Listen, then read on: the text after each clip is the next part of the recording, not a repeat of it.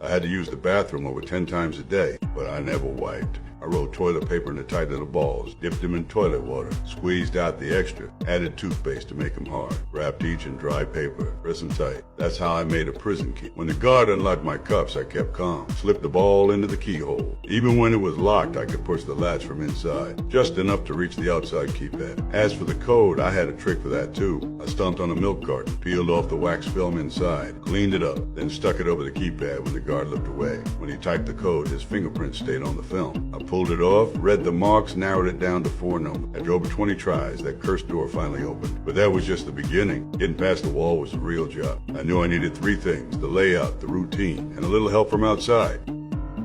From day one, I watched everything. Prison was locked tight, but next to solitary, there was a fire station, less guarded. I had to get inside, so I picked a fight, took a beating, and earned myself a trip to the dark cell. In there, I studied the guard's schedule. After rec time, there was always a 7-minute gap. That meant no eyes in the control room. That was my window. I opened my cell, looped old footage into the monitors, crawled through the vents, made it to the fire station, changed it to an extra uniform, and it was all on the outside team. Right on time, a car exploded near the gate. The whole place went into chaos. No one saw me hiding under the fire truck. No one saw me slip into the getaway car. I thought I was free. But the car turned around. It drove right back to the prison. Soon I was back in front of the warden. This time I told the truth. I wasn't a criminal. I was a prison break specialist. I had tested 15 facilities before. Even wrote a book, The Man Who Couldn't Be Locked Up. But that book didn't age well. The CIA came to me, said there was a private facility, one that held the world's worst. Dangerous people, no room for mistakes. I agreed for the $5 million and to make sure they never got out. What I didn't know was that this mission would cost me everything. The day of the capture, I had the fake ID memorized, the contact, the extraction phrase. My partner even injected a tracker in my arm. We thought of everything. But right after I stepped out, someone hit me with a stun gun. Before I could move, I was dragged into a van. They scanned me, found the tracker, cut it out while I was still awake, then hit me with a sedative. Everything went black. I woke up confused. This wasn't any prison I'd seen before. Glass cells hanging in midair, zero privacy. Guards with masks and rifles, gold eyes, not a single opening. The worst part, a 360-degree camera watching me non-stop. That's when I lost my nerve. When I saw the warden, I gave the retreat code without hesitation. I thought it was over, but he didn't even blink.